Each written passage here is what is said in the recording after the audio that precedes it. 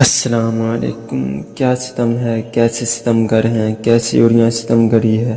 آج کل corona virus کے بعد بلکہ ساتھ ساتھ سب سے زیادہ ذکر ہینڈ ٹو ماؤتھ لوگوں کا ہو رہا ہے، اور یہ ذکر زیادہ تر ان لوگوں کی لمبی زبانوں پر ہے جن کی خود غرضی اور بے حسی کے سبب ان ہینڈ ٹو ماؤتھ لوگوں نے جنم لیا، اور پھر انہی لوگوں کی قیادت میں ان کی تعداد کروڑوں تک پہنچ گئی۔ یہ سب مگر مچ آج ان سب کے لیے باجماعت آنسو بہا رہے ہیں۔ وزیر اعظم کا اعتراف بھی یہی ہے کہ خط غربت پر رینگتے ہوئے ان آدم نما حشرات الارض کی تعداد ہماری کل آبادی کا 25% ہے۔ اول تو یہ 25% سے زیادہ ہیں، لیکن اگر ان سرکاری اعداد و شمار جنہیں سب سے بڑا جھوٹ سمجھا جاتا ہے کو بھی درست مان لیا جائے تو آپ خود ہی اندازہ لگا لیں کہ 22 کروڑ باغیور باشعور عوام کا 25% کتنا بنتا ہے۔ الامان الحفیظ۔ سبحان اللہ، کیا فرمان ہے کہ جس بستی میں کوئی بھوکا سونے پر مجبور ہو جائے، رب العالمین کی رحمت کے دروازے اس پر بند ہو جاتے ہیں۔ مفہوم۔ تو آپ ہی سوچ لیں کہ جس بستی میں کروڑوں بھوکے سوتے ہوں، اس پر کیا کچھ بند ہو چکا ہوگا اور کیا کچھ بند ہو سکتا ہے۔ میں مسلسل سوچ رہا ہوں یہ ہینڈ ٹو ماؤتھ کیا ہوتا ہے۔ یہ وہی تو نہیں جنہیں استاد خان خواب بھی کہا جاتا ہے، اور یہ وہی تو نہیں جن کے بارے میں شاعر نے کہا تھا کہ مفلسی حصے لطافت مٹا دیتی ہے، اور بھوک عذاب کے سانچوں میں ڈھلنے کی بجائے یہ سانچے ہی توڑ دیتی ہے۔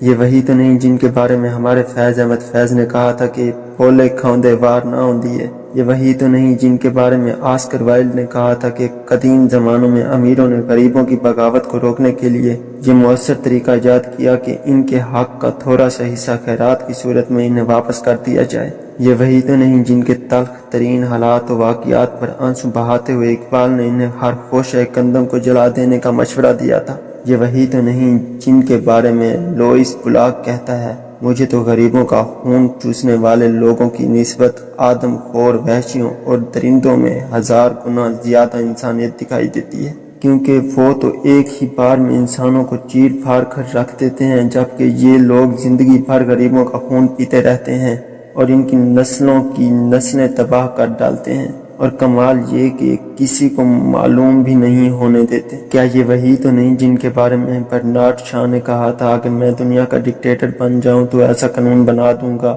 کہ وہ تمام لوگ جن کی روزانہ آمدنی 1 پاؤنڈ سے کم ہو انہیں موت کے گھاٹ اتار دیا جائے۔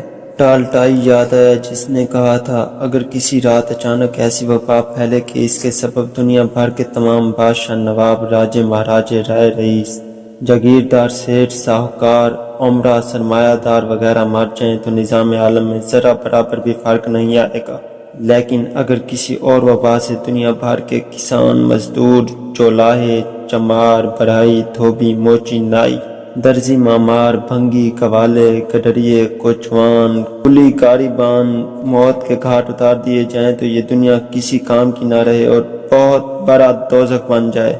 کرونا وائرس سے دنیا سبق سیکھے نہ سیکھے، اپنے انداز و اسلوب و اعمال کو تبدیل کرے نہ کرے، لیکن پاکستان کی میڈ ان پاکستان مصنوعی اشرافیہ کو اپنے رویے ری وزٹ کرنا ہوں گے، ورنہ انجام بہت بھیانک ہوگا۔ یاد رہے آل تیمور پر بھی وہ وقت آ گیا تھا کہ شہزادیوں کو زندہ رہنے کے لیے باورچیوں سے شادیاں کرنا پڑیں۔ مدتوں پہلے میں نے سلطنت عثمانیہ کی ایک جلاوطن شہزادی کی ڈائری پڑھی تو آنسو ضبط نہ کر سکا۔ شاہ ایران تا صدام گھرانوں اور قذافی کے بیٹے کا حال ہی دیکھ لیں۔ لیکن آدمی عجب شے ہے، لوگ کسی کو دفنانے جاتے ہیں تو پوری طرح گم سم سہمے ہوتے ہیں، زبانوں پر دنیا کی بے ثباتی تھرتھراتی ہے، لیکن کسی بھی ملک میں ہر قسم کی گندگی، کمینگی، خباثت، بدصورتی، بے قانونی، بے ترتیبی، بد سلیقگی وغیرہ کے پیچھے یہی ہینڈ ٹو ماؤتھ لوگ ہوتے ہیں، جسے جنم دینے والی اعلیٰ اشرافیہ ہوتی ہے، جسے ایک نہ ایک دن اسی کلچر کے ہاتھوں